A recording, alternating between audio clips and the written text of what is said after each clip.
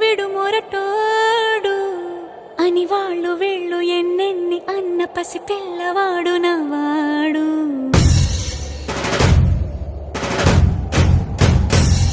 విడు ముండోడు అని ఊరు వాడ అనుకున్న గాని మహారాజు నాకు నవ్వాడు.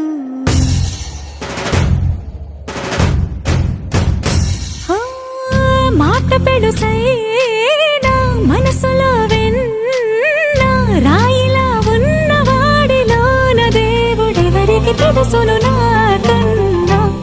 సూసేకి అగ్గిరవ్వ మాదిరే ఉంటాడు.